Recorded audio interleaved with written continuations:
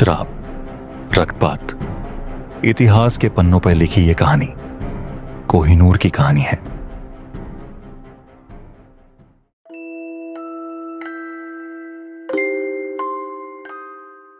बहुत समय पहले हैदराबाद की एक पुरानी लाइब्रेरी में अमृता नाम की एक नौजवान लड़की पुरानी किताबें पढ़ रही थी।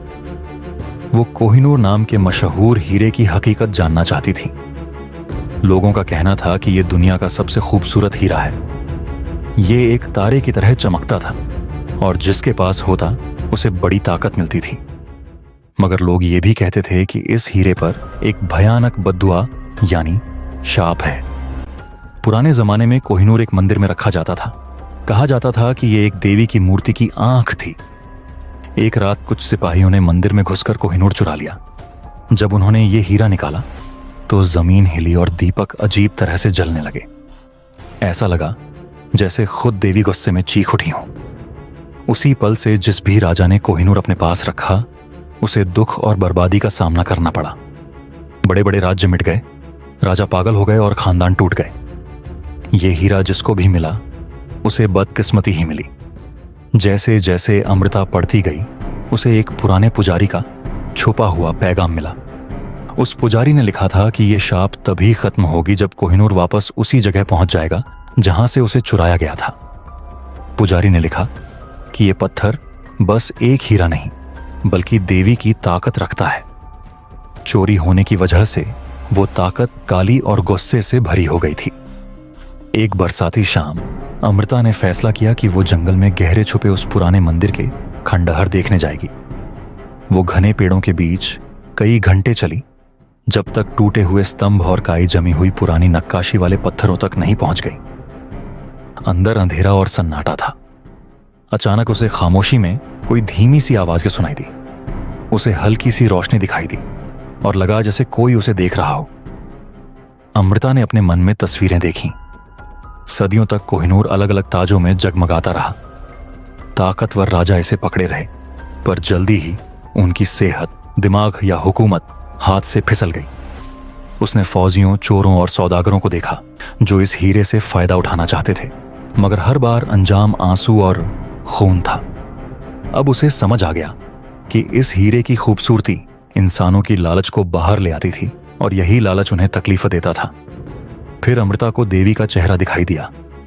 देवी ने बिना बोले उसे सच दिखाया। बद्दुआ को खत्म करने के लिए लोगों को कोहिनूर को उसी जगह लौटाना होगा जहां से वो चुराया गया था। तभी सुकून आएगा, तभी देवी का गुस्सा ठंडा होगा। जब ये मंजर खत्म हुआ अमृता अपने आप को उन खामोश खंडहरों में अकेले खड़ी पाई। हवा टूटे हुए दीवारों के बीच से हल्के से गुजर रही थी। वो जंगल से बाहर निकलकर शहर की तरफ चल पड़ी। उसके दिल में वो राज था जो उसने जाना। उसे पता था कि कोहिनूर आज भी किसी दूर मुल्क में रखा हुआ है, मगर उसका श्राप अब तक जिंदा है।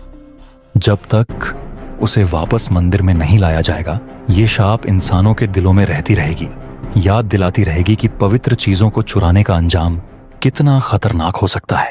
लेकिन सच तो यह है कि इस हीरे पर लगा श्राप सही साबित होता दिखा। अलाउद्दीन खिलजी का वंश खत्म हो गया। मुगल सम्राट शाहजहां जो कोहिनूर को बेहद चाहते थे, उन्हीं के बेटे ने उन्हें कैद कर लिया।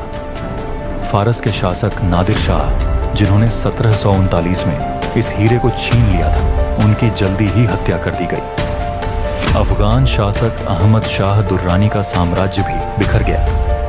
भारत में इस हीरे के आखिरी दिन पंजाब के महाराजा रणजीत सिंह के शासन में गुजरे, लेकिन उनकी मृत्यु के बाद 1849 में ब्रिटिश ईस्ट इंडिया कंपनी ने पंजाब पर कब्जा कर लिया और लाहौर की संधि के तहत कोहिनूर रानी विक्टोरिया को सौंप दिया गया। कोहिनूर को और चमकदार बनाने के लिए दोबारा तराशा गया, जिससे उसका आकार काफी छोटा हो गया। यह ब्रिटिश क्राउन ज्वेल्स का हिस्सा बन गया जो उपनिवेशवाद का प्रतीक था। लेकिन ब्रिटेन में भी इस हीरे के साथ श्राप की कहानी चलती रही। रानी विक्टोरिया ने खुद इसे कभी नहीं पहना, इस कहानी का सम्मान करते हुए। तब से अब तक इसे सिर्फ ब्रिटिश शाही परिवार की महिलाएं ही पहनती हैं। दोस्तों, आज कोहिनूर लंदन के टॉवर में शीशे में बंद है, विवादों से घिरा हुआ। भारत, पाकिस्तान, अफगानिस्तान और ईरान बार बार इसे वापस मांगते रहे हैं अपनी कठिन इतिहास यात्रा का हवाला देते हुए। लेकिन ब्रिटिश सरकार कहती है कि उन्होंने इसे कानूनी तौर पर हासिल किया। कई लोगों के लिए कोहिनूर सिर्फ एक हीरा नहीं है, यह भारत के उपनिवेश काल के अतीत की याद दिलाता है, सत्ता के संघर्षों का गवाह है और मजबूती का प्रतीक भी। श्राप सच हो या बस खूनी इतिहास पर बुनी एक कहानी, एक बात तय है कि कोहिनूर की विरासत उतनी ही जटिल और लंबी है जितनी उन धरती की कहानियां जहां से यह गुजरा है। आप क्या सोचते हैं? क्या कोहिनूर सच में श्रापित है या यह सिर्फ इतिहास के उतार चढ़ाव का शिकार है? नीचे कमेंट करके बताएं और ऐसी अनकही कहानियों के लिए लाइक, शेयर और सब्सक्राइब करना ना भूलें।